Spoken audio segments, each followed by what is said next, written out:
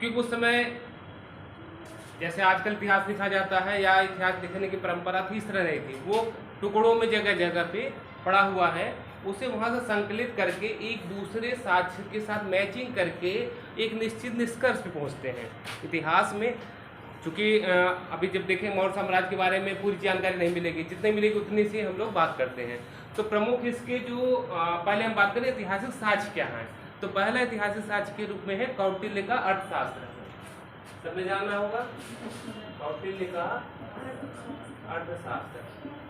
कभी कभी पूछता है कि अर्थशास्त्र का विषय क्या था, तो ये राजनीति विज्ञान या लोक प्रशासन, इकोनॉमिक्स से इसका कोई संबंध नहीं था, बल्कि इसका था पॉलिटिकल साइंस संबंध या पब्लिक एडमिनिस्ट्रेशन से मतलब था।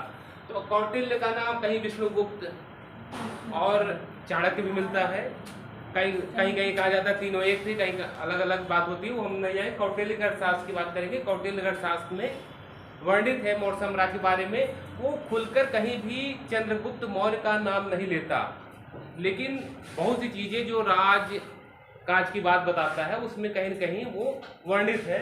इसमें हम लोग पढ़ते हैं तो 15 अधिकरण थे, 180 प्रकरण थे और 6000 लगभग श्लोक हैं। इसमें जो 15 अधिकरण है, इसमें पहले राजा के बारे में कि राजा कैसा होना चाहिए। सेकंड, इसमें महत्वपूर्ण हमारा 6 और 7 है। 6 में वो सप्तांग सिद्धांत की बात करता है, जिसमें 7 अंग राजा के बताए, किसी भी राज्य के 7 अंग बताए गए वो है।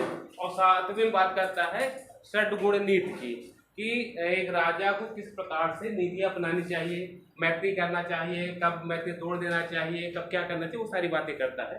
तो अर्थशास्त्र पहली बात हो गई। दूसरा हम लोग जानते हैं मेगास्थनीज की इंडिका। मेगास्थनीज पुस्तक थी इंडिका।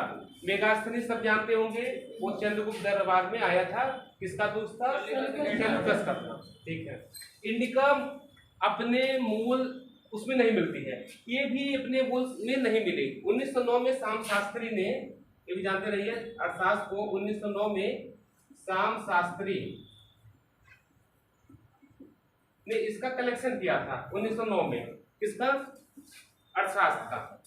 ऐसे ही मेगास्थनीज जो इंडिका थी, ये भी अपने मूल रूप में नहीं मिलती है, इसको कोटेशन किया गया है जगह जगह। जो उस समय के एरियन, स्ट्रैबो और भी जो इस तरह से जो भी दार्शनिक थे या जो लेखक थे, वो अपने अपने कहीं में, स्ट्रैबो ने कहा कि इंडिका में जो भी लिखा वो मनगढ़ंत है, सारा झूठा है। स्ट्रैबो ने यहाँ तक लिखा है। तो लेकिन फिर भी कुछ चीजें इसमें मिलती हैं, उसका हम वर्णन करते हैं। उसमें 2 तरह की बातें हैं। एक तो कुछ बातें सही प्रतीत होती है, कुछ भ्रामक है। इसमें कुछ चीजें हैं, तो जैसे सही चीजों में, जैसे ये पहले में राजा के बारे में लिखता है कि वहां का राजा सेंट्रोकोटस था। यहाँ पे मेगास्थनीज की पहले बात यह है कि सेंट्रोकोटस राजा था। तो जिसकी सेंट्रोकोटस की पहचान किसके साथ की गई है? चंद्रगुप्त मौर्य के साथ। इंड्रोकोटस, सेंट्रोकोटस और सेंट्रोकोट्स 3 शब्द इस्तेमाल होते हैं, और तीनों का किसने किया था? सर विलियम जोन्स ने। सर विलियम जोन्स जो रॉयल एशियाटिक सोसाइटी के अध्यक्ष थे या चेयरमैन थे, उन्होंने उस पहली बार 28 फरवरी 1837 को अपने जैसे सोसाइटी में उन्होंने पहली बार कहा कि ये तीनों नाम जो हैं ये किसके पर्याय हैं? चंद्रगुप्त के पर्याय हैं। किसने कहा था? सर विलियम जोन्स ने। कहाँ पे? रॉयल एशियाटिक सोसाइटी में। कब कहा था? 28 फरवरी 1837 को। ठीक है। दूसरी बात इसमें वो कहता है कि जो शासक है वो महिला अंगरक्षकों से घिरा रहता है। किसमें लिखा गया है ये बातें? इंडिका में, कि शासक महिला अंगरक्षकों से घिरा रहता है। आगे वो नगर प्रशासन की बात करता है। नगर प्रशासन बताता है कुछ 6 समितियों में बटी होती थी। ऐसे सैन्य प्रशासन की बात करता है कि वो भी सैन्य 6 समितियां थी, उसके द्वारा सैन्य प्रशासन पूरा चलता था। इसके अलावा वो पालीब्रोथा लिखता है, जिसके लिए? पाटलिपुत्र के लिए। कौन सा शब्द इस्तेमाल कर? पालीब्रोथा। कि पालिप्रोथा आपके लिए लिखता है कि पाटलिपुत्र थी जो गंगा और सोन नदी दोनों के मध्य में स्थित थी, पाटलिपुत्र।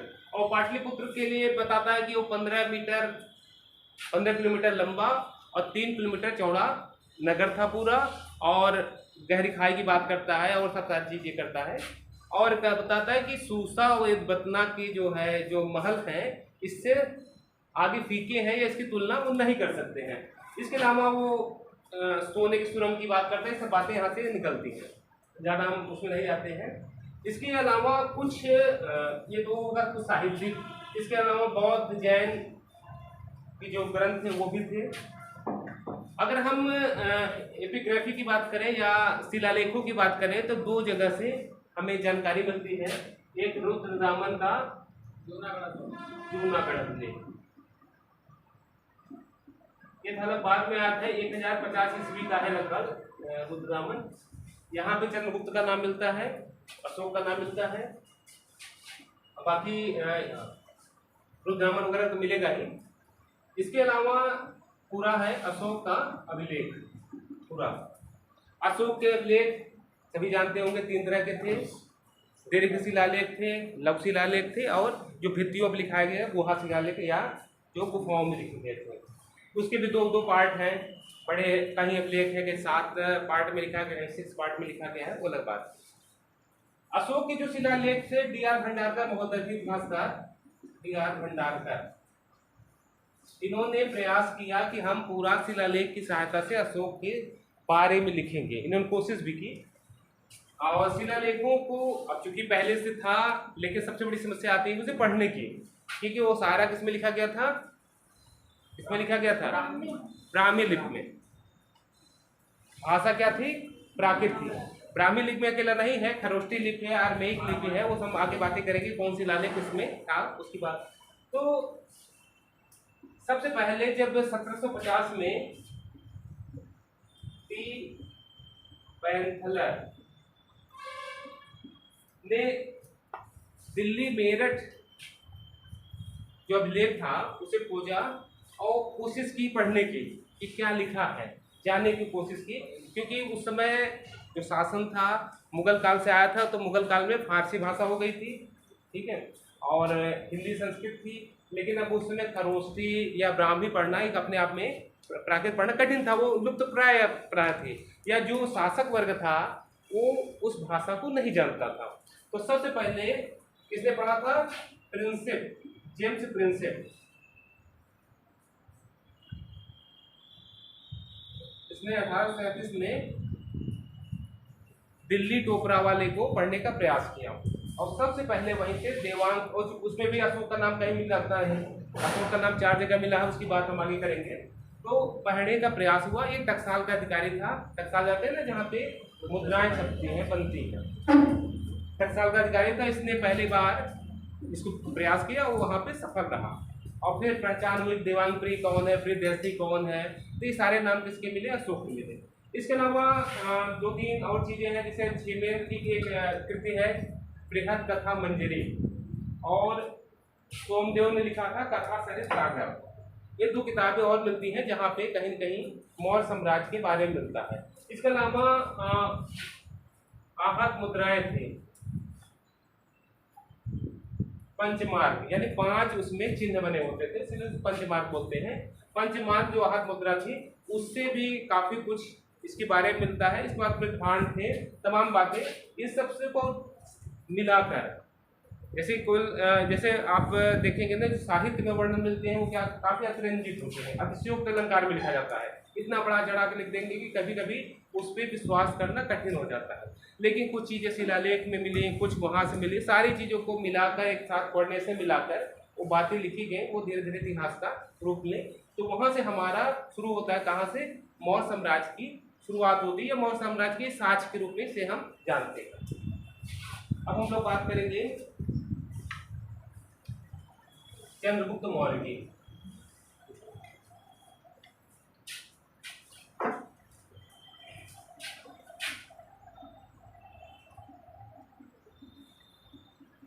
चंद्रगुप्त मौर्य की जब बात करते हैं तो चंद्रगुप्त मौर्य का जो बचपन का या उसकी वंशावली नहीं पता चलती है।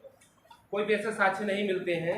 वो मनगढ़ंत बातें हैं, जैसे जो पुराण वगैरह है उसमें उसे शूद्र कहा जाता है, बौद्ध जैन साहित्य में उसे क्षत्रिय कहा जाता है, कुछ साक्ष्य उसे वैश्य के रूप में वर्णन करते हैं, और कहीं कहीं उसे वृषल कहा गया है या निम्न जाति कहा गया है, अलग अलग जगह पे। लेकिन एक कहानी मिलती है, वो कहानी में मिलता है कि वो ओवरऑल निम्न कुल का था या साधारण कुल का था, और विंध्य पर्वतों पे अपने साथियों के साथ राजकीलम नामक खेल खेल रहा था। उसे इस खेल को खेलते हुए देखता है कौन? चाणक्य। चाणक्य उस समय कहाँ का आचार्य था? तक्षशिला का। तक्षशिला उस समय शिक्षा के विश्वविद्यालय के रूप में स्थापित हो चुका था।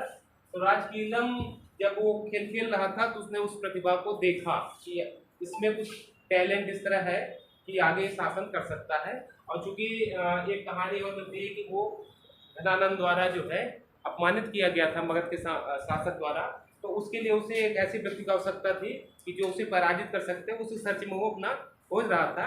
उसे एक हजार कर्षापण देकर, कर्षापण वहां उस समय मुद्रा हुआ करती थी, क्या हो गई दिक्कत?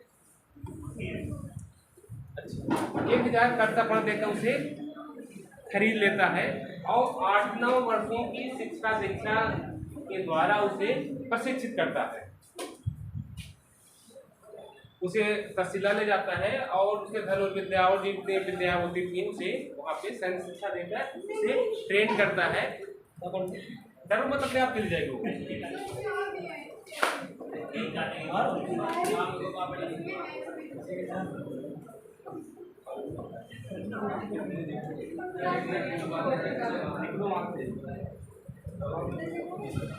महाबोधि वंश में उसके बाद वो क्या जब ट्रेंड हो जाता है तो जो अपने साथियों को कुछ इकट्ठा करके कोशिश करता है आक्रमण करने की, वो पराजित होता है। पराजित होते हुए वो एक जगह पे छिप जाता है। इसके संबंध में 2 कहानियां मिलती हैं। पहला महाबोधि वंश में मिलती है कि महाबोधि वंश में मिलती है कि एक माँ अपने बच्चे को रोटी दे रही है और रोटी वो बीच से खाने का प्रयास करता है, उसमें जल जाता है। तो उसकी माँ उससे कहती है कि तुम भी चंद्रगुप्त जैसा ही मूर्खता वाला काम कर रहे हो, तुम्हें किनारे से खाना चाहिए। और एक खीर की बात मिलती है परिशिष्ट पर्वन में कि खीर खाने का बच्चा प्रयास करता है तो उसकी माँ भी ऐसे बोलती है जैसा। तो उसको ओवरऑल समझ में आया कि उसे जो आक्रमण करना है वो उत्तरी सीमांत से ही शुरू करना चाहिए, किनारे से शुरू करना चाहिए, वो बीच में नहीं जाना चाहिए, क्योंकि बीच में जाएगा तो घिर सकता है आदमी और सेना समाप्त है। तो वो सबसे पहले किसको जीतता है? पंजाब को जीतता है। अब उसकी जो सेना थी उसमें निम्न जातियों को, लुटेरे, चोर, आटविक, जंगली, मतलब जो भी इस तरह से, या कुछ भाड़े के सैनिक, कुछ इस तरह से इकट्ठा करता है। इसीलिए उसको जस्टिस क्या कहता है कि डाकू को सेना बोलता है। उसकी सेना को इसलिए डाकू सेना कहा जाता है। तो वो पंजाब को जीतता है, पंजाब को सिंध जीत लेता है। पंजाब सिंध में चूंकि जो शासक थे वो यूनानी थे, इसके पहले ही सिकंदर का आक्रमण हुआ था और सिकंदर ने अपने उपराजा या वायसराय इस टाइप के लोगों को छोड़ चला गया था। तो उनसे प्रजा एक तरह से रुष्ट भी थी और कहीं न कहीं वो उनसे मुक्ति चाहती थी। तो इस कारण जो है आसानी से पंजाब सिंध जीतने में सफल रहा। इसके बाद अगला जो उसका लक्ष्य था वो था मगध।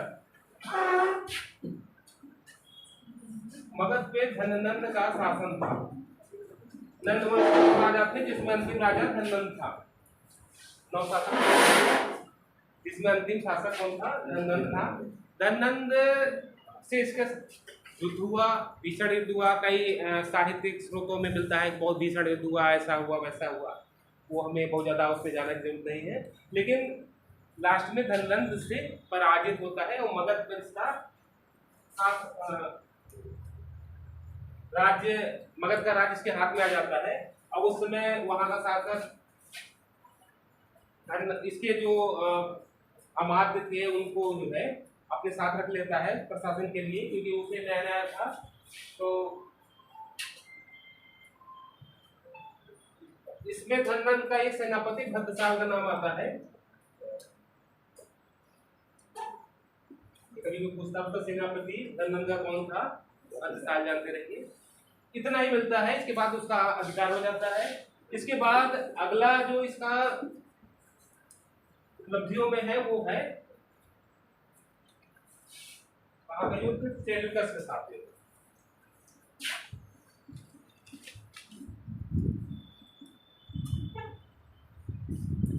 ये लगभग 305 या कहीं कहीं 304 ईसा पूर्व के बीच में माना जाता है।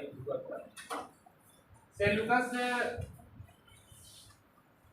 क्योंकि इसकी सीमा कहाँ से मिलने लगी थी, उत्तर पश्चिम से, और वहां पे शासन किसका था, सेल्यूकस का था।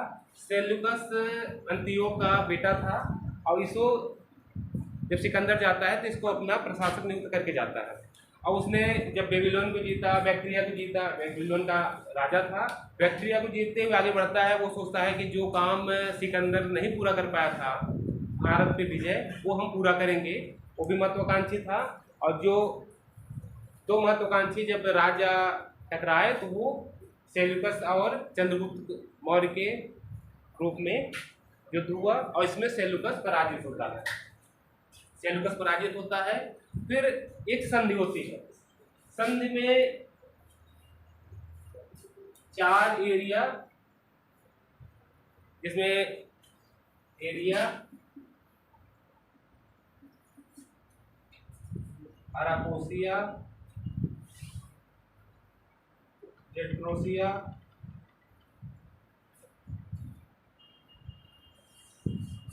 और पेरी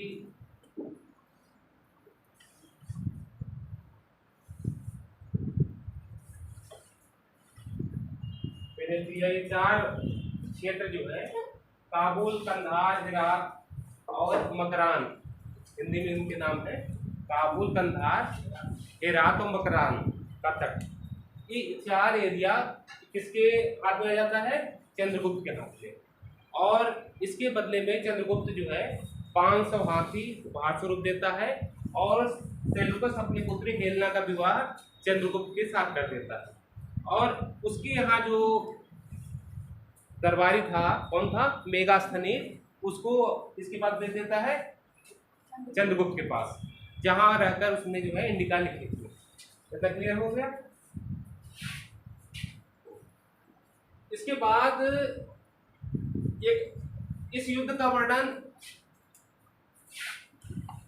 एपियानस नामक यूनानी लेखक था, उसने किया है, जानते रहिए, कभी जो पूछ लेता है। बाकी सबने नहीं किया है, बाकी न स्ट्रेबो ने लिखा, न एरियन ने लिखा, एपियानस ने ही सेल्यूकस युद्ध का वर्णन किया है, जानते रहिए। अब उसका प्रशासन क्या हुआ, उत्तर में कहा, कश्मीर, दक्षिण में कर्नाटक तक पहुंच गया, यहाँ कहाँ तक, बंगाल तक, और इधर कहाँ था, ईरान या जो सीमा थी पश्चिमोत्तरी हिंदुकुश पर्वत के आसपास का इलाका जो है, पश्चिमोत्तर, एकदम पश्चिम नहीं था कि पश्चिमोत्तर बोलते थे, तो हिंदुकुश पर्वत। इतने बड़ा साम्राज्य कहाँ पे स्थापित हुआ, भारत में पहली बार केंद्रीकृत इतना बड़ा शासन स्थापित हुआ। किसके नेतृत्व में, चंद्रगुप्त मौर्य के नेतृत्व में। इससे ज्यादा वर्णन उसके राजनीतिक विजय के रूप में इससे ज्यादा नहीं मिलता है। प्रमुख जितने स्रोत थे, जितनी हमने शुरुआत में बात की थी, उन सबको मिलाकर ये पता चलता है, बस 3 बातें मिलती हैं। पहला पंजाब सिंध की विजय, दूसरा उसका मगध पे विजय, और तीसरा सेल्यूकस के साथ युद्ध, ये 3। इसके बाद ये मिलता है कि उसने लास्ट में क्या कर दिया था, जैन धर्म अपना लिया था। इसमें चंद्रगुप्त मौर्य ने इसके साथ से भद्रबाहु जैन धर्म के अनुयायी थे या संत थे, उनके कहने पर या उनके प्रेरणा से उसने लास्ट में जैन धर्म अपना लिया था। और कहा जाता है कि लास्ट में जो उसका शासन काल था, उसमें भीषण दुर्भिक्ष पड़ा। दुर्भिक्ष यानी सूखा पड़ता है, और वो अपने बेटे सिंहसेन को गद्दी देकर कहाँ चला जाता है, कर्नाटक, श्रवणबेलगोला।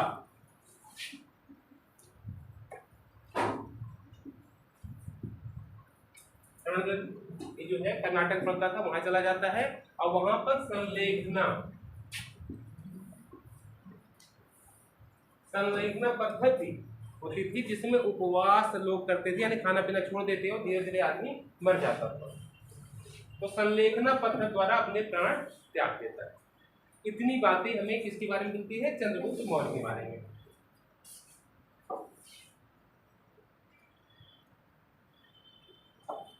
इसके अलावा उसने दक्षिण विजय की थी, इस बात की जानकारी तमिल ग्रंथ थे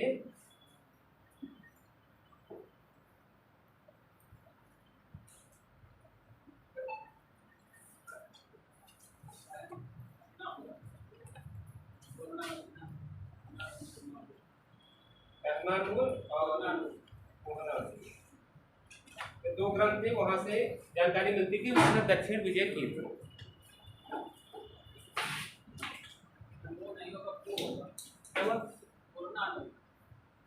मोहरानूर प्रोनाउंसिएशन में कहीं कहीं चेंजेस होते हैं, अलग अलग किताब पढ़ेंगे थोड़ा थोड़ा।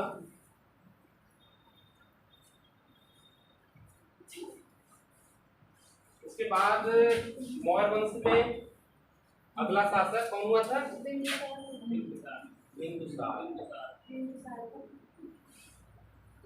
बिंदुसार का नाम भी कहीं अलग अलग मिलता है, कहीं पे उसे जो है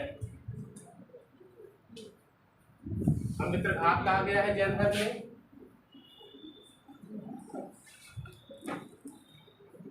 यूनानी ग्रंथ अमित्रोचेट बोलते हैं और जो जैन धर्म थे वो सिंहसेन लिखते हैं। ये तीन नाम अलग अलग उसके अलग अलग जगह से मिलता है। 298 से 272 ईसा पूर्व तक इसका शासन रहा।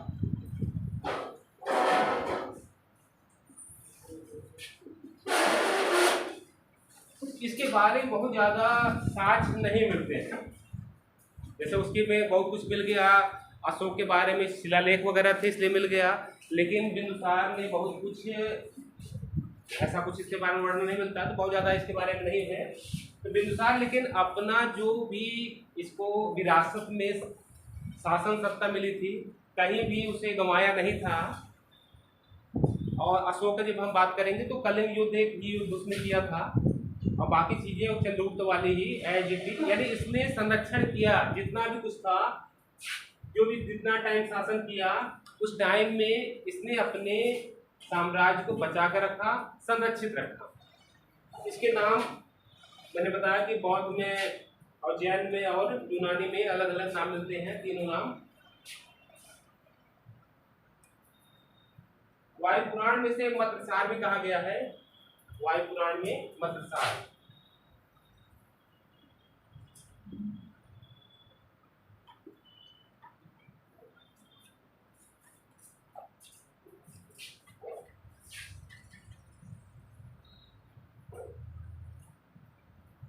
इसके बारे में वर्णन मिलता है थोड़ा सा कि यूनानी जो शासक थे उनके साथ भी इसका मैत्रीपूर्ण व्यवहार बना रहा।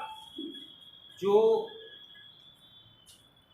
चंद्रगुप्त के साथ संबंध थे इसके साथ भी बना रहा। और जो इसके शासनकाल में राजदूत बाहर से आए थे, पहला आया था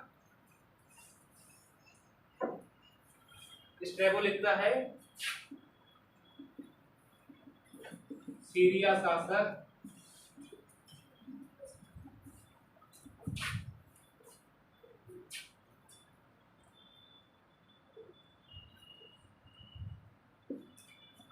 इसके शासन में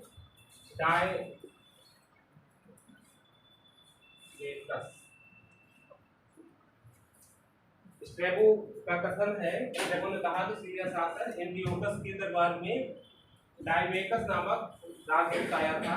प्लिनी लिखता है कि मिस्र शासक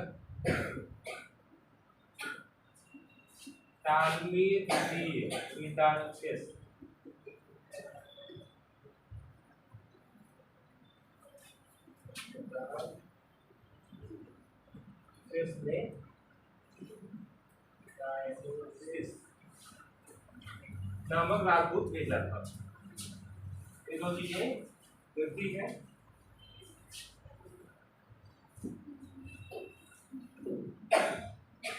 इसके अलावा एक और दिखा मिलता है कि उसने जो है 3 वस्तुएं मांग की थी। रेगो लिखता है कि उसने सूखी अंजीर, मीठी मदिरा और दार्शनिक की मांग की थी, जिसमें एंटियोकस ने मना कर दिया था कि हम दार्शनिक नहीं दे सकेंगे, बाकी 2 चीजें हम आपको भेज देते हैं। इसके अलावा बहुत ज्यादा वर्णन नहीं मिलता है, सिर्फ दिव्यावधान वगैरह में ये मिलता है कि इसके टाइम में तक्षशिला में विद्रोह हुआ था। तक्षशिला में विद्रोह बिंदुसार के समय में 2 बार हुआ था। पहली बार अशोक और दूसरी बार सुशील, उसका भाई था, उस विद्रोह को दबाने के लिए भेजा गया था। जब वो लोग जाते हैं तो लोग कहते हैं कि हमें अमात्यों के खिलाफ हम हैं, आप ही खिलाफ नहीं है, और विद्रोह को दबा दिया जाता है। ये बातें दिव्यावधान में मिलती हैं। इसके अलावा ये कहा जाता है कि वो धर्म सहिष्णु था और उसने आजीवक, एक संप्रदाय हुआ करता था आजीवक संप्रदाय, उसके जो अनुयायी थे उसके दरबार में रहता था और उसको उसने शरण दे रखी थी। उसका नाम पिंगल वत्स था।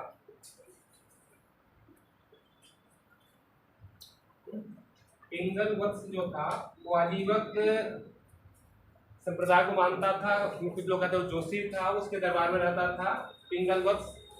इसके अलावा एक वर्णन और मिलता था है कि 500 मंत्रियों की सभा हुआ करती थी। उसके पास 500 जो मंत्री होते थे उसकी एक सभा थी, जिसका प्रधान खल्लाटक शब्द आता है, खल्लाटक उसका प्रधान था। उसके यहाँ 500 मंत्रियों की सभा होती थी। इतना ही वर्णन बिंदुसार के बारे में मिलता है। इसके अलावा जब हम बीए वगैरह पढ़ते हैं तो बीए वगैरह में होता है कि उसका जन्म बकरे के हुआ, ये हुआ, इससे बिंदु पढ़ गए, इससे बिंदुसार, वो अलग बातें हैं, वो हम लोग चर्चा नहीं करेंगे क्योंकि हम लोग जीके के लिए पढ़ रहे हैं।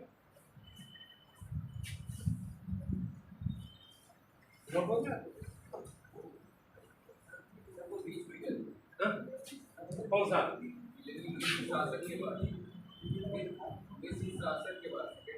मिस्र शासक टालमी सेकंड, द्वितीय, टालमी द्वितीय।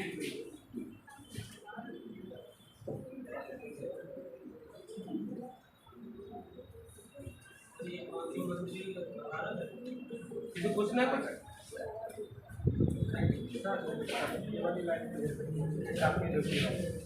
टालमी द्वितीय, सेकंड लिखता है द्वितीय। हाँ, प्लिनी लिखता है कि उस समय मिस्र का शासक टालमी द्वितीय फिडाल्टियस था, जिसने डायोनिसिस नामक राजदूत उसके दरबार में भेजा था।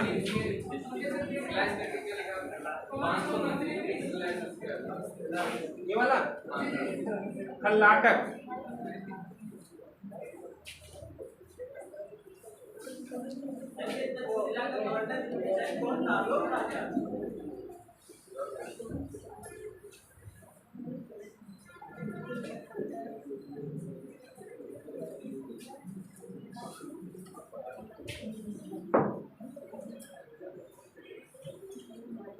इसके बाद हम लोग चर्चा करेंगे अशोक की।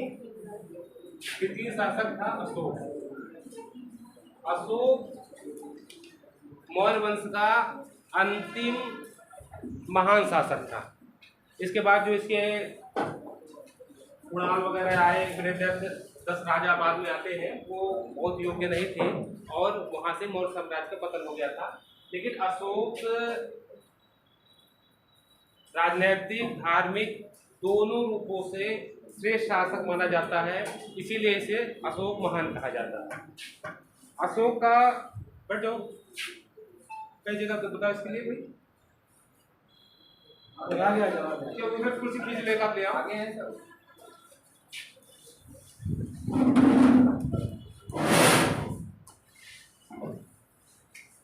अशोक का काल 273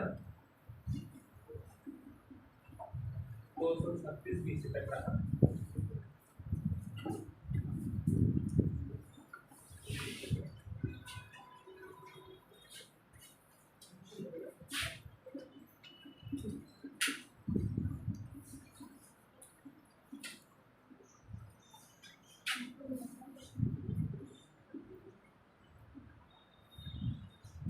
देवांगपुरी, प्रियदर्शी और मास्की में बुद्ध साहब के ये सब नाम मिलता है उसका, जो हम बात करेंगे। केवल 4 शिलालेख थे जिसमें अशोक का नाम मिलता है। लिखा जाए, लिख ले, मास्की, गुर्जरा, निट्टूर, उद्गोलम।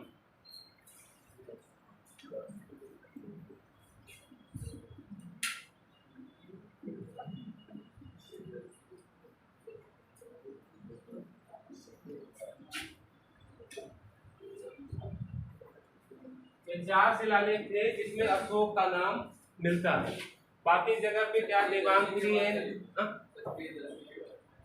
बुद्ध साहब के, बुद्ध साहब की मास्की में मिलता है। 4 जगह पे अशोक का नाम मिलता है, जहाँ पर मास्की, गुर्जरा, निट्टूर, उद्गोलम।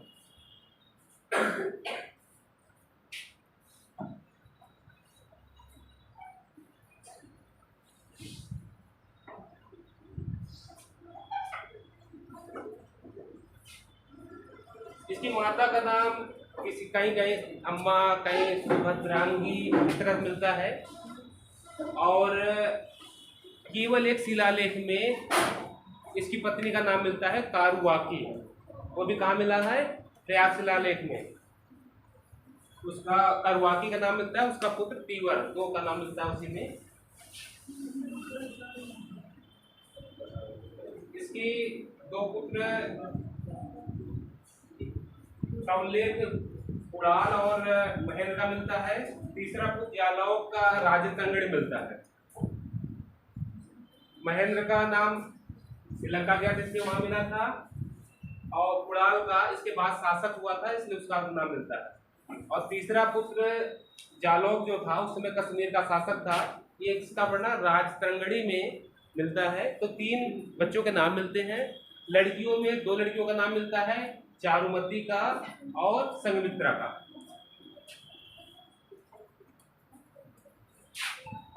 चारुमती और संघमित्रा, क्योंकि महेंद्र संघमित्रा श्रीलंका गए थे इसलिए उनके नाम मिलते हैं। लड़कों में सिर्फ 3 का, महेंद्र का, उड़ाल उसके बाद शासक बना था, और जालौक कश्मीर का उस समय राजा था। ये वर्णन कौन करता है? राजतंगड़ी करती है। ये अशोक ने कहीं भी शिलालेख या कहीं नहीं।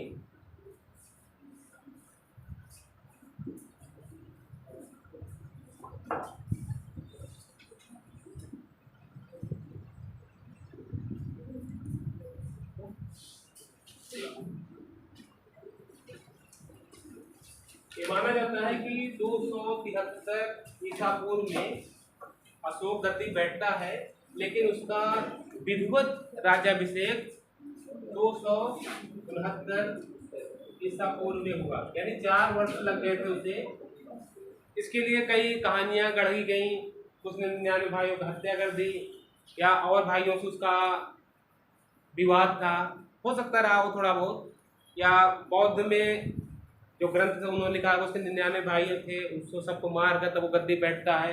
वो भी थोड़ा अतिरंजित लगता है कि पहली बार 99 भाई होना कठिन बात, और दूसरा उनको मार लेना उससे भी कठिन चीज़ है। लेकिन अन्य साहित्य में कहीं कहीं उसके भाइयों का नाम आता है, इसलिए वो पूरी तरह सही नहीं है। विवाद हो सकता है, विवाद हुआ होगा, तभी 4 साल उसे गद्दी बैठने और विधिवत राज्यारोहण में वक्त लगा। इसके बाद चूंकि विरासत में इतना बड़ा साम्राज्य मिला था तो बहुत कुछ उसे करने की जरूरत नहीं थी, तो पहली उसकी विजय थी कलिंग विजय। कलिंग विजय यानी अपने राज्यारोहण के 8 वर्ष बाद 9वें वर्ष में लिखा मिलता है इस बात को कि कलिंग पर उसने आक्रमण किया। 261 ईसा पूर्व तक में ये बात होती है। कलिंग का वर्णन 13वें शिलालेख में मिलता है, यही जानते रहिए। वहाँ लिखा मिलता है कि भीषण युद्ध हुआ। कलिंग पे आक्रमण करने के दो कारण थे। कौटिल्य कहता है कि वहाँ हाथी बड़े अच्छे पाए जाते थे, इसलिए उसने आक्रमण किया। दूसरा, समुद्री सीमा थी, व्यापार वाणिज्य के लिए जरूरत थी उसकी।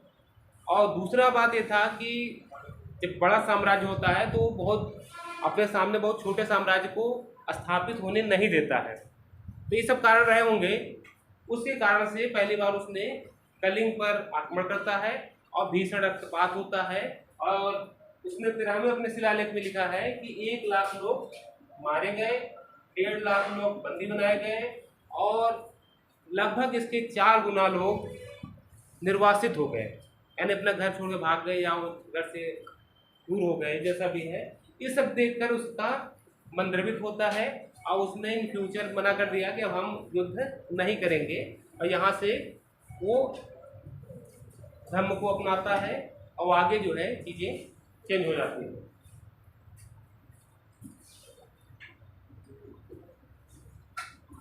कलिंग जीतने के बाद उसने कलिंग का प्रशासन 2 पार्ट में बांट देता है, उत्तरी कलिंग और दक्षिणी कलिंग। उत्तरी जो कलिंग था उसके लिए उसने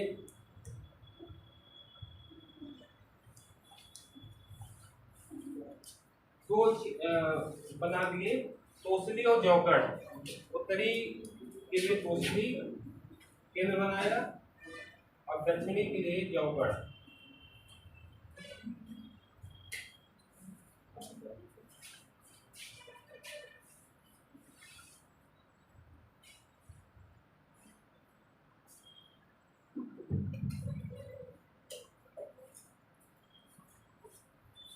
तो अब देखते हैं कि कलिंग जो है उसका पहला और आखिरी युद्ध था। इसके अलावा कश्मीर पर या खस पर ऐसा वर्णन कई पुस्तकों पर मिलता है, लेकिन वो उतना प्रामाणिक नहीं है।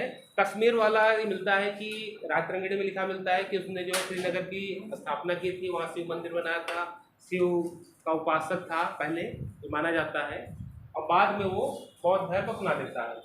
तो बौद्ध धर्म जब अपनाता है तो उसके लिए बात मिलती है कि वो उसने अपने राज्यारोहण के 4थे वर्ष से ही अपने भतीजों को देखता है और उससे प्रभावित होकर वो कहीं न कहीं दीक्षित होने लगता है। लेकिन मोगली पुत्र के जब प्रभाव में आता है तो पूर्णतः वो बौद्ध बन जाता है। और 1-2 पुस्तकों में मिलता है कि उसे उपगुप्त ने बौद्ध धर्म में दीक्षित किया था। तो 3 बातें आती हैं कि पहला, 4थे वर्ष में उसने अपने भतीजे या निग्रोध नाम आता है, इसके संपर्क में 4थे वर्ष में वो आंशिक रूप से होता है। फिर मोगलीपुत्र का नाम आता है तो उसने पूर्णतः उसे बौद्ध बना दिया। और कुछ अन्य साक्ष्यों मिलता है कि उपगुप्त ने विधवा से दीक्षित किया था।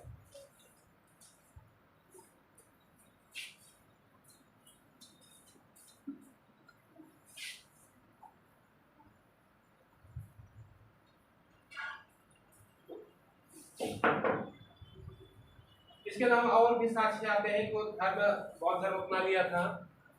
जैसे वो स्वयं लिखता है कि उसने जो है अपने राज्याभिषेक से 10वें वर्ष में हम यात्रा शुरू करता है। और सबसे पहले कहा जाता है 10वें वर्ष में बोध गया।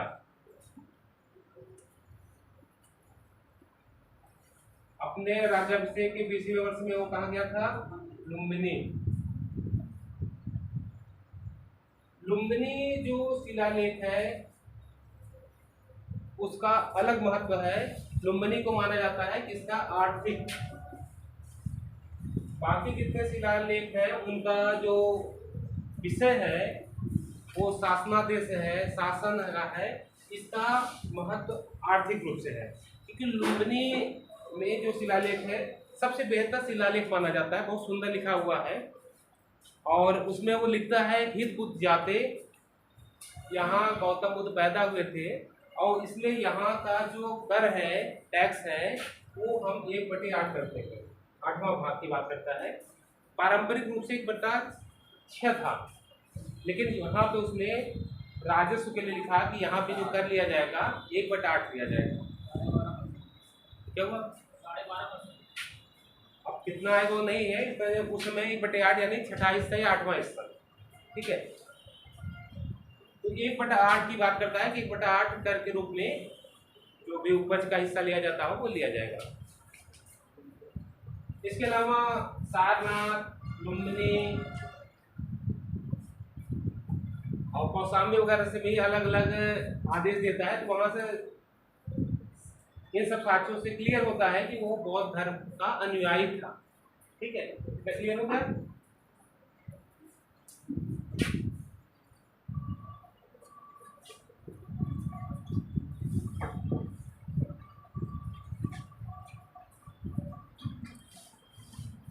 अशोक ने जो है लगभग 40 से ज्यादा अभिलेख मिले हैं, जिसके आधार पे उसकी लगभग सारी जीवनी मिलती है, जिसमें 14 शिलालेख थे। शिलालेख उनकी संख्या 14 थी, लेकिन ये 14 शिलालेख 8 जगह पे पाए गए थे। कहाँ पे? 8 जगह पे 14 शिलालेख मिलते हैं। ये जानते थे 14 जगह नहीं था, बल्कि 8 जगह था, और उसमें 14 लेख थे, ये अलग अलग। इसे चतुर्दश शिलालेख भी इस तरह से वर्णन मिलता है। इसके अलावा धौली जौगढ़ में पृथक शिलालेख मिलता है, वो अलग था, और उसके उसमें पृथक शिलालेख जहाँ को कहता है कि श्री प्रजा मेरी संतान है।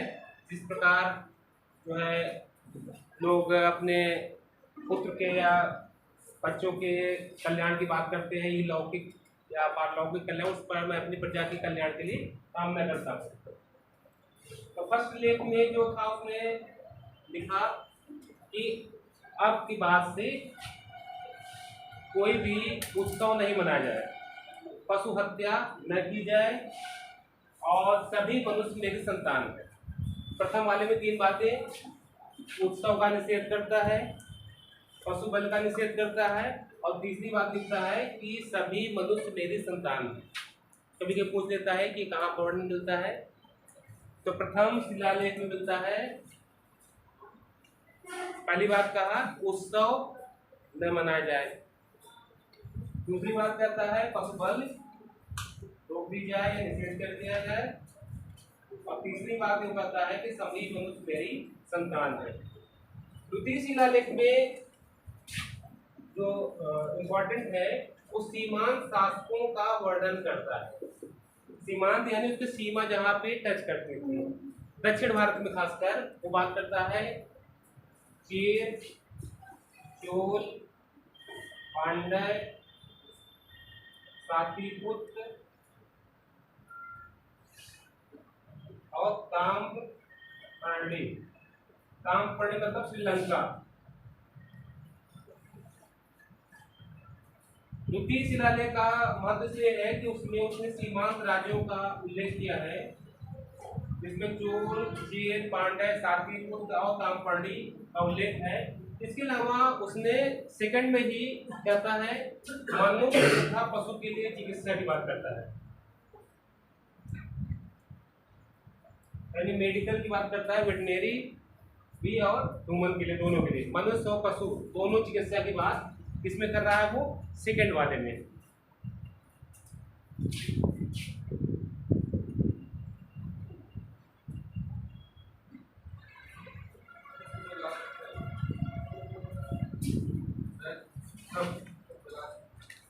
अंतिम वाला ताम्रपर्णी श्रीलंका के लिए इस्तेमाल हुआ है। ताम्रपर्णी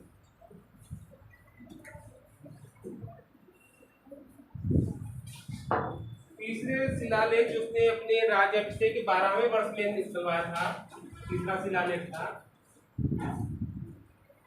उसमें वो लिखता है कि प्रत्येक 5 वर्ष पे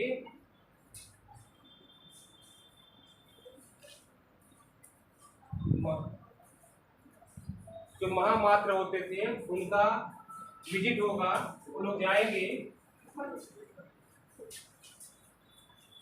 प्रत्येक 5 वर्ष से महामात्र होगा भ्रमण। और अगली बात करता है इसमें राजकों या रजकों की नियुक्ति।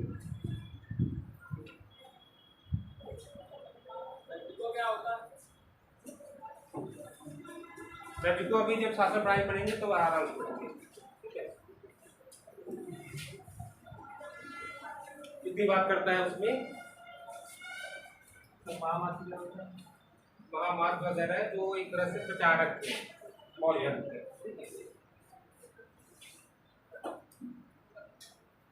फिर छठे शिलालेख में वो लिखता है,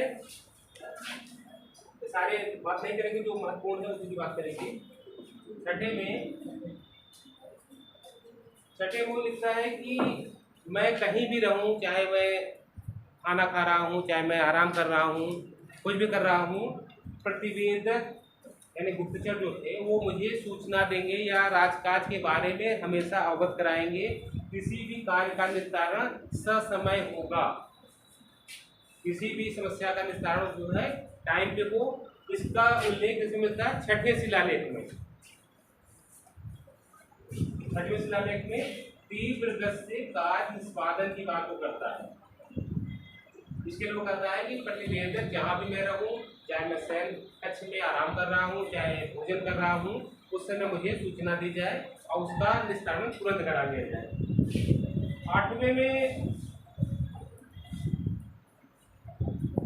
आठवें शिलालेख में वो कहता है कि मैंने जो है बोध गया की यात्रा की।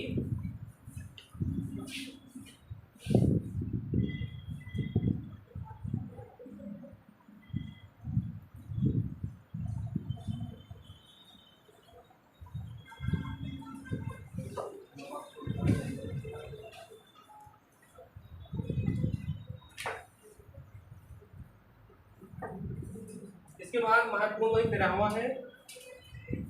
13वां इसमें कलिंग की बात करता है कि कलिंग में भीषण रक्तपात हुआ था, इसलिए उसका सारा कुछ जो है उसमें लिखा गया। उसमें लिखा गया है कि 8 वर्ष बाद 9वें वर्ष में कलिंग का आक्रमण किया गया था, कलिंग विजय प्राप्त की। वहाँ भी वर्णन मिलता है 1 लाख लोग मारे गए थे, 1.5 लाख विस्थापित किए गए थे, बंदी बना लिए गए थे और इससे ज़्यादा लोग। इसी में 13वां में भी वो जो जंगली जातियां थी उनको चेतावनी भी देता है, क्योंकि वो कुछ बदमाशी करते हैं वहाँ पे। वो कहता है कि हमने शस्त्र त्याग दिए हैं, लेकिन ऐसा नहीं है कि जरूरत पड़ने पे उठा भी लेंगे। इस टाइप से भी वर्णन मिलता है। किसमें मिलता है? 13वें में, कि जंगली जातियों को चेतावनी देता है। क्योंकि लोगों को लगता है ना कि उन्होंने हिंसा त्याग दिया है या अब उन्होंने मना कर दिया है कि हम किसी का नुकसान नहीं पहुंचाएंगे, तो कहीं हाँ 12वें में 7 और 12 में 12 में वो लिखता है कि जो है सभी लोग प्रेम से रहें एक जगह और सभी संप्रदायों के सार में वृद्धि हो, क्योंकि सभी का मूल जो है वो संयम है। इस तरह से बात करता है, ठीक है। 12वें में उसमें भी वही बात करता है कि सभी संप्रदाय के लोग चित्त में शुद्धि चाहते हैं। वो दोनों बातें वही 7वें और 12वें में एक ही बात लगभग की गई है। महत्वपूर्ण जो है वो है, बाकी तो इतिहास इतना बड़ा है, रटने लगोगे। इतिहास में पढ़ते समय ध्यान रखना है कि क्या पढ़ना है, उससे ज़्यादा जरूरी क्या नहीं पढ़ना है। अगर 24 तीर्थंकरों के नाम याद करने बैठ जाओगे तो फिर रटते रहो। तो जरूरी है कि जो हमें लिए काम की चीज़ है उसे ही पढ़ा जाए। और ऐसे भी तो ग्रंथ है, इतिहास तो फिर हर चीज़ समाहित है, कुछ भी कम नहीं है। लेकिन आपको चूंकि जीएस के लिए पढ़ना है, बीए के लिए तो उनका चूंकि होता है ना कि 5 पेज लिखने हैं, 8 पेज लिखने हैं, उस हिसाब से लिखते पढ़ते हैं। लेकिन आपको डाटा क्यों लेना है कि कौन से डाटा कहाँ पे अलग है डिस्क्रिमिनेशन के साथ, तभी याद रख पाएंगे पहले में क्या बात हुई थी, तीसरे में क्या हुई थी, छठे में क्या है, उससे क्या अंतर है, तब वो चीज़ें। नहीं तो वही वाली को होता है कि आज तो कल सफा, उसके लिए कहावत भी है ना, हिस्ट्री जियोग्राफी। तो वो वाली बात है वो। इसलिए डाटा उतना ही लेना है, उतनी ही है जितना हमारे काम का है। इसके बाद ड्रामा खत्म हो जाता है। और ड्रामा में ही वो 5 सीमांत राज्य की बात करता है। इसमें अंत्योक 5 सीमांत राज्य की बात करता है। ड्रामा में ही है। एंटियोक्सिया गुरुमय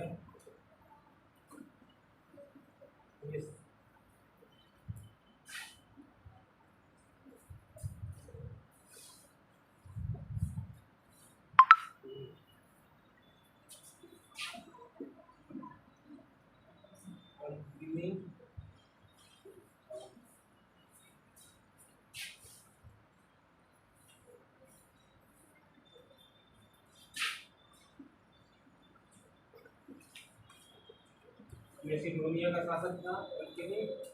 चौथा मग,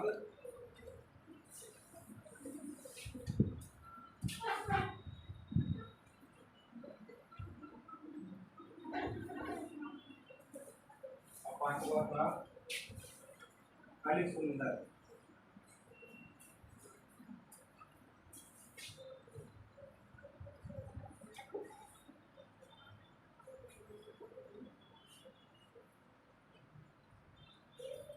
अभी 13 वाले पीसेस 3 में आया था कि पूर्व में जो वर्णन मिलता है वो कहाँ का शासक था। 2013 में पीसेस 3 में क्वेश्चन था ये पूर्व वाला।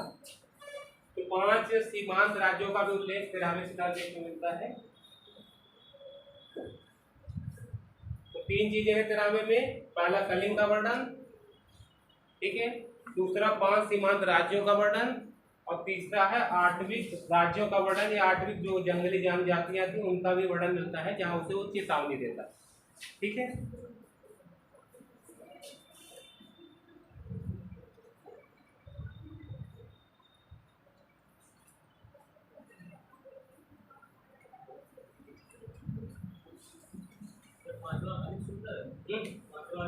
अलेक्जेंडर।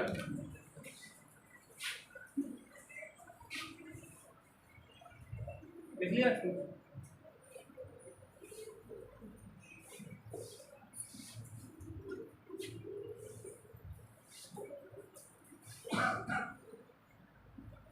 इसके अलावा प्रथम शिलालेख में वो लिखता है कि सभी मनुष्य मेरी संतान है।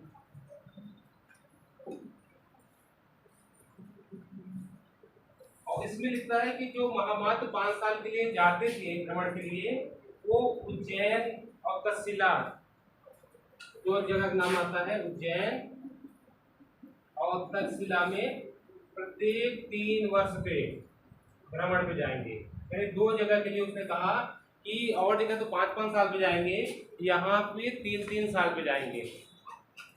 क्योंकि जब शासक बना था अशोक, तो उज्जैन का वो कुमार था या राज्यपाल कह लीजिए था, और तक्षशिला में विद्रोह हुआ था, तो हो सकता है वो सेंसिटिव एरिया मानता हो उसे, तो वहाँ वो कहता है कि ये 2 जगह पे वो 3-3 वर्ष पे जाएंगे। इसके अलावा उसने बराबर की पहाड़ी पे 4 गुफा का निर्माण कराया था, जिनके नाम 4 होते हैं: कर्ण,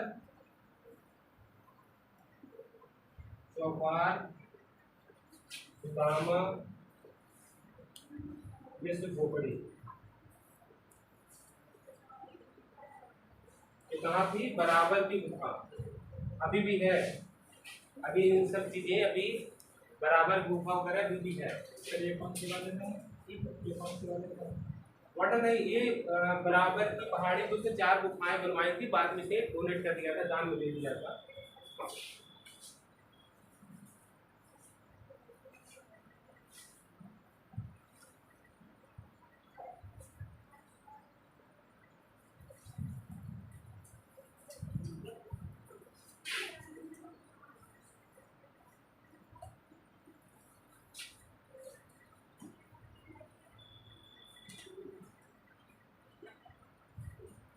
दो शिलालेख उसके सोगौरा महास्थान, यहाँ से अन्न भंडार की जो है जानकारी मिलती है कि वहाँ पे गोदाम थे जहाँ पे अन्न भर के रखा जाता था, जैसे दुर्भिक्ष वगैरह पड़ गया तो वहाँ पे वो काम आए।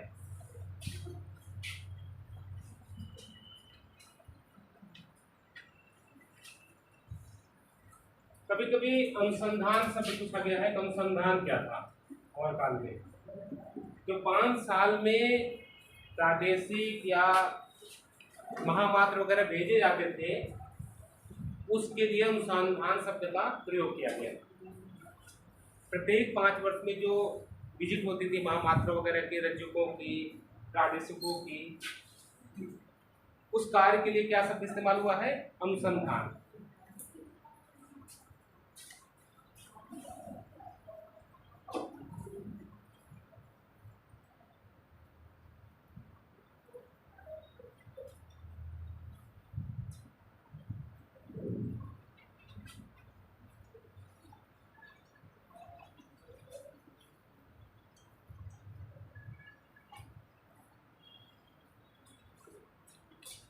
इसके बाद कभी भी पूछता है कि उसकी जो भाषा थी तिरलेखों की अलग अलग किस्में थी, कौन द्विभाषिक था। बाकी कुछ ही में अंतर ये था कि उसका साम्राज्य चूंकि काफी विस्तृत था, तो जहाँ पे अलग भाषा थी जैसे यूनानी है जहाँ पे निवास, तो उसके लिए उसे प्राकृत भाषा के बजाय यूनानी भाषा लिखवाना पड़ा। या जहाँ पे फारस वगैरह का इलाका था वहाँ पे खरोष्टी भाषा चलती थी। खरोष्टी जो लिपि होती थी वो उल्टी लिखी जाती थी, जैसे उर्दू लिखी जाती है ना, इस टाइप से उल्टी लिखी जाती थी। तो उन सब एरिया में उसने खरोष्टी लिपि का लिखवाया, और जहाँ पे आर्मेनिक लोग जानते थे वहाँ पे उसने लिखा। बाकी भारत का हिस्सा था वहाँ पे उसने ब्राह्मी जानते थे कहाँ कहाँ क्या किया था। इसमें शाहबाजगढ़ी मानसेहरा जो प्रेजेंट टाइम पाकिस्तान में है वहाँ पे खरोष्टी का, शाहबाजगढ़ी और मानसेहरा।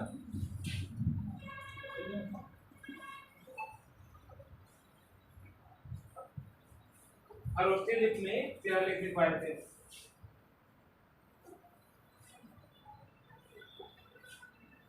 तक्षशिला लघुमान,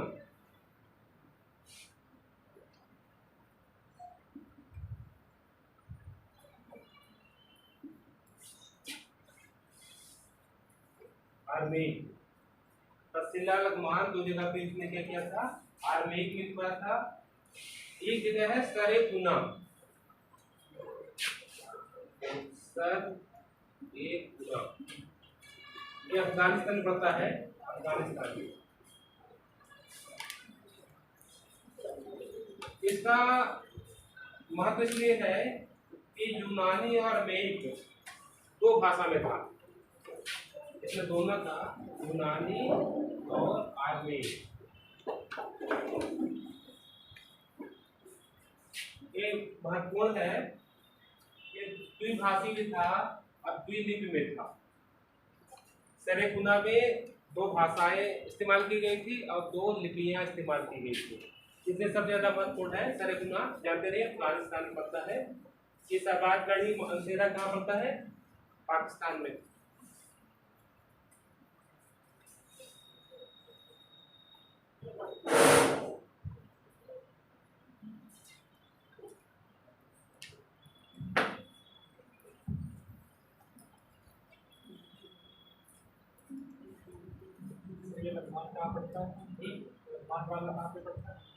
लखमान में नहीं है अफगानिस्तान में। वो इसकी जरूरत इसलिए पड़ी कि वहां पे उस भाषा उस लिपि को समझने वाले लोग थे, इसलिए इसकी जरूरत पड़ी। जैसे अगर चाइना का कोई चीज यहाँ आएगा तो चाइना हमारी भाषा में लिखेगा तो हम पढ़ पाएंगे, या चाइनीज हमें आती नहीं है, या हम चाइना में कोई प्रोडक्ट बेचते हैं कोई बात लिखेंगे तो उनकी भाषा में इसलिए कम्युनिकेट करेंगे ताकि वो समझ सकें।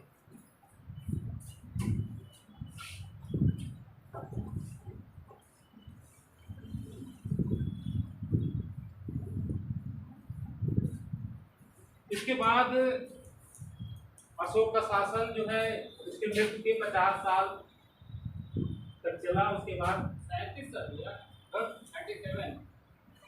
लगभग 50 साल, 50 पूरा नहीं है, लगभग 50 साल का वर्णन मिलता है कि 50 वर्ष तक इसकी मृत्यु के बाद लगभग 50 साल तक चला।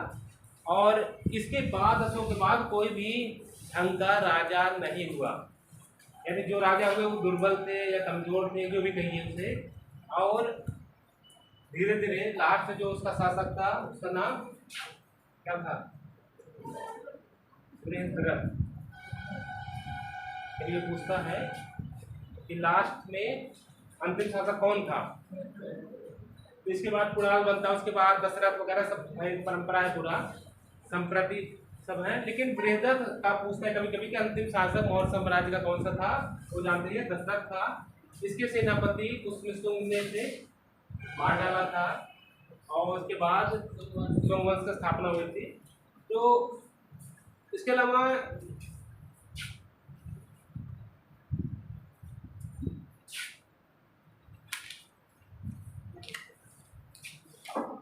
जो मौर्य साम्राज्य का किस तरह केंद्रीकरण था, उसका शासन पद्धति कैसी थी, थोड़ा बहुत उससे भी क्वेश्चन आते हैं।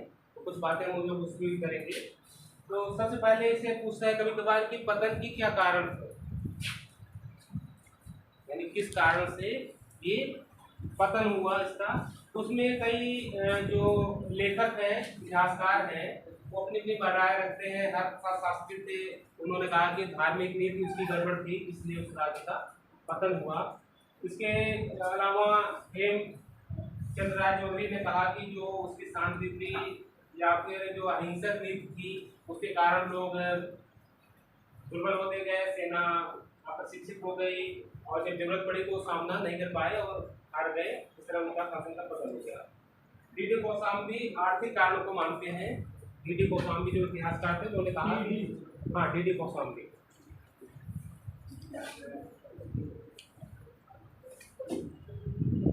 ये आर्थिक कारण मानते हैं कि जो बीच पड़ा या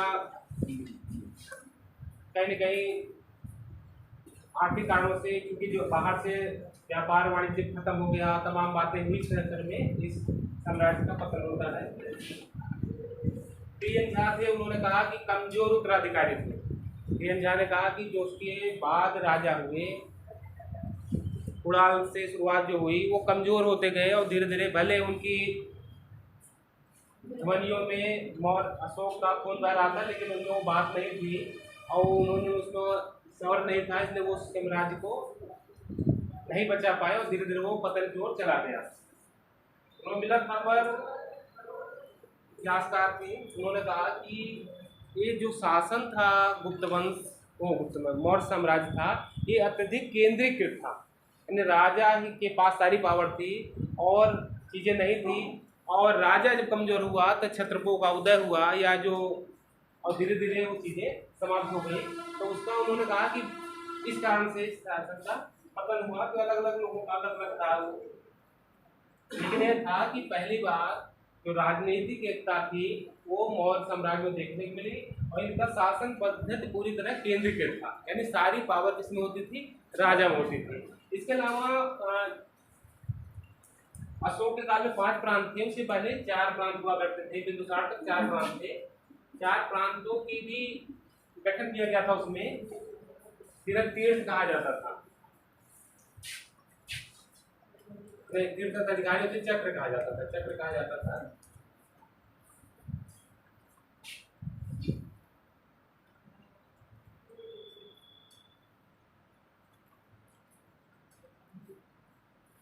जैसे पहला है उत्तरापद, इसकी राजधानी तक्षशिला थी। दक्षिणापद,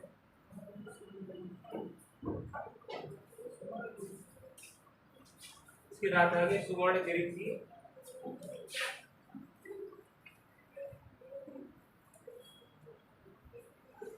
पहला उत्तरापद, दूसरा दक्षिणापद, तीसरा है अवंती राष्ट्र,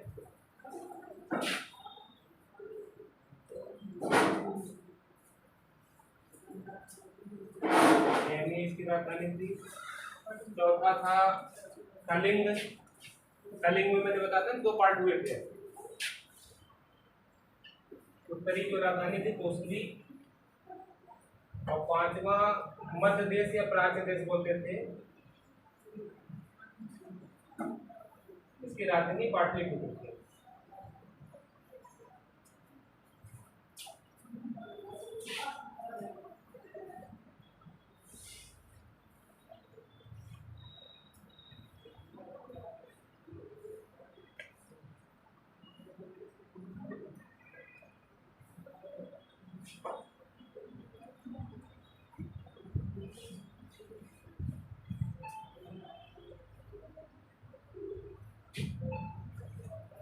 चक्र थे वो प्रतिनिधित्व थे इसके। और इसमें मिलता है 4 प्रांत कहाँ तक थे, बिंदुसार थे। अशोक के टाइम में 5वां कौन सा जुड़ गया होगा, कलिंग, क्योंकि कलिंग पहले था नहीं, तो पहले से ये थे। कलिंग 5वां प्रांत के रूप में जुड़ जाता है। ये 5 प्रांतों में बटा था। एक अधिकारी का नाम युक्त होता था, युक्त। युक्त केंद्रीय प्रशासन और जो क्षेत्रीय प्रशासन या प्रांतों के बीच में पत्र व्यवहार करता था या संपर्क करता था। केंद्र तथा स्थानीय प्रशासन के बीच में संपर्क कौन स्थापित करता था, युक्त। जैसे आजकल राज्यपाल वगैरह होते हैं।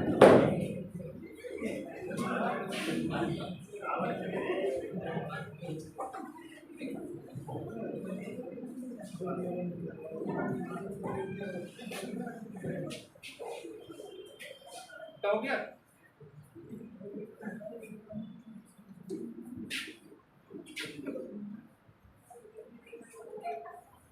न्यायिक व्यवस्था थी, उसमें उसका वर्णन जो है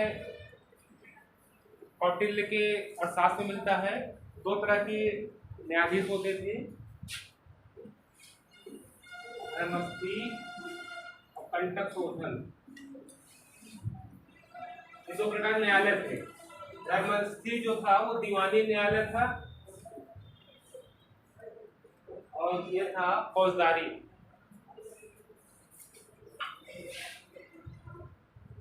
ये दोनों का वर्णन किसमें मिलता है, अर्थशास्त्र में मिलता है। इसका जो न्यायाधीश था व्यवहारिक नाम था क्या, कौन क्या होता है, दीवानी का क्या कार्य होता है? दीवानी जो होता है उसमें जैसे आप किसी का अपराध उस तरह हो जो कि जमीन से जुड़ा हो या कर नहीं, जैसे टैक्स चोरी कर रहे हैं, कोई उस तरह बातें कर रहे हैं जिसमें ज़्यादातर जो सजा होती है वो आर्थिक होती है। तो दीवानी वाले केस होते हैं उसमें ज़्यादातर इसमें सजा आर्थिक रूप में होती है। और किसी प्रकार मारपीट, मृत्युदंड, इस तरह से जितने भी हैं वो कंटक शोधन में आते हैं। और गाड़ी में किसी न किसी का जो है उसमें पक्का जेल होनी है, अब भी होता है।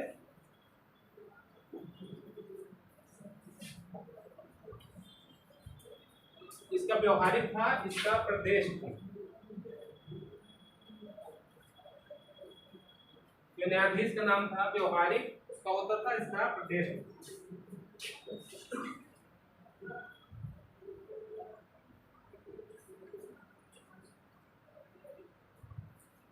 अभी एक बच्चे ने पूछा था रज्जुक, किसे पूछा था ना, तो रज्जुक जो होता था वो नगर मजिस्ट्रेट के रूप में होता था।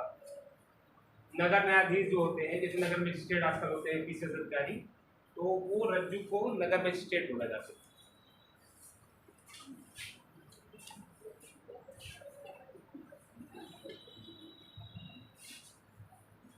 इसके अलावा गुप्तचर प्रणाली जो व्यवस्था थी वो बहुत अच्छी मिलती है।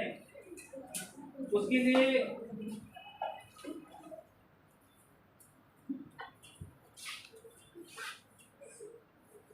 अमात्य की नियुक्ति की जाती है, उसे महामात्य का सर्प बोलते थे।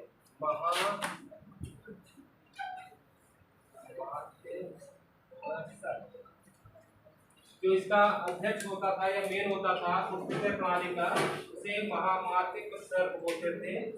और उसमें 2 तरह के गुप्तचर होते थे।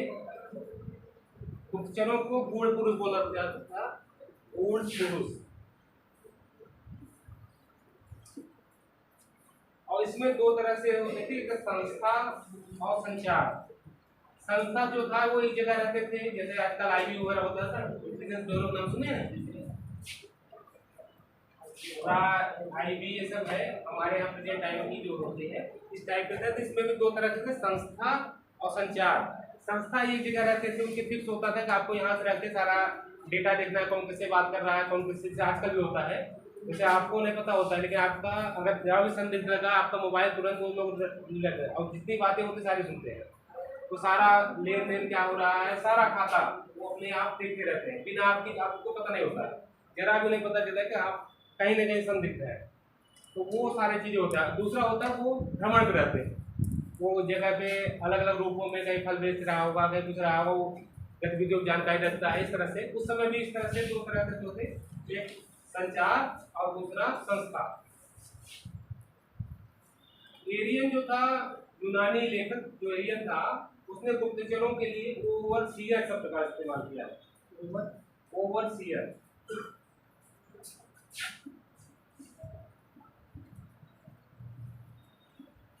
पहले अपने यहाँ जूनियर इंजीनियर को ओवरसीयर बोलते थे पहले। एरियन स्ट्रैबो इंस्पेक्टर शब्द इस्तेमाल करता है, स्ट्रैबो इंस्पेक्टर, और ओवरसीयर कौन करता है? एरियन, गुप्तचरों के लिए।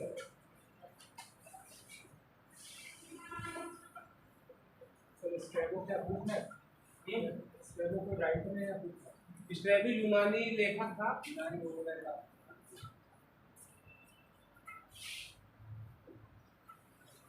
उस समय जो अर्थव्यवस्था थी पूरी तरह कृषि आधारित थी, और उसके लिए एक शब्द इस्तेमाल होता था, वार्ता। जो अर्थव्यवस्था थी वो किस पे आधारित थी? वार्ता पे। वार्ता में कृषि, पशुपालन, व्यापार तीनों सम्मिलित थे। तीनों सम्मिलित क्या क्या थे? कृषि, पशुपालन, व्यवसाय में तीनों शब्द समाहित थे वार्ता में। वार्ता ही जो है राज्य की आय का प्रमुख साधन था, या फिर उस समय अर्थव्यवस्था का प्रमुख स्रोत था।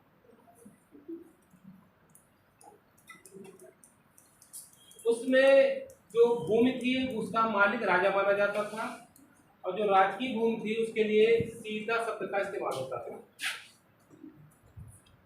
राजकीय भूमि के लिए सीता शब्द का इस्तेमाल करते थे, और जो राजकीय भूमि का संरक्षक था या देखभाल करता था वो सीता अध्यक्ष कहलाता था।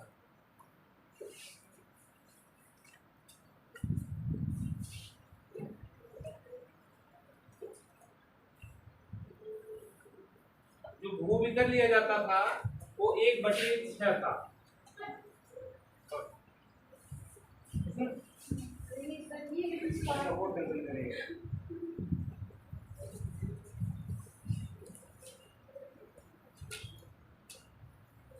कभी कभी एक शब्द पूछता है अदेव मातृक। अदेव मातृक,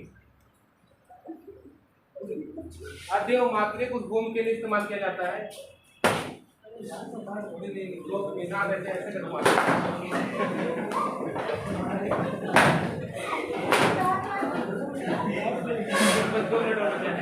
अभी नृत्य मालूम से अदेव मातृक एक शब्द का इस्तेमाल होता है।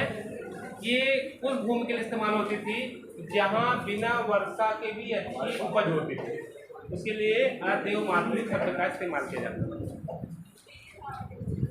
भाग शब्द का इस्तेमाल होता था, जो भाग किसान के पास जो जमीन होती है उसका एक पार्ट देता था, उसके लिए भाग शब्द का इस्तेमाल करते थे।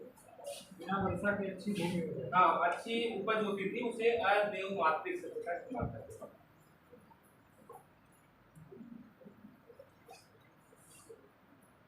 बलि एक शब्द इस्तेमाल होता है, ये भी एक प्रकार का भू राजस्व था।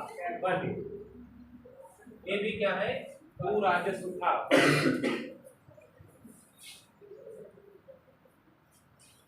एक शब्द आता है हिरण्य, ये नगद लिया जाता था। ये जो है ये पैसे के रूप में लेते थे। जो हिरण्य कर था वो नगद लिया जाता था, वो उपज के भाग के रूप में नहीं लिया जाता था। और एक शब्द आता है सेतुबंध। सेतुबंध ये सिंचाई करता।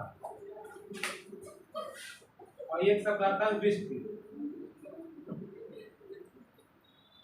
वृष्टि में बिना पैसे दिए काम कराया जाता था।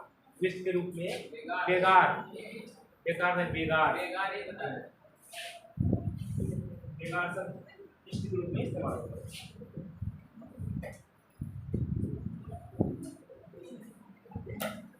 उदक भाग भी सिंचाई करता, उदक भाग ये भी सिंचाई करता।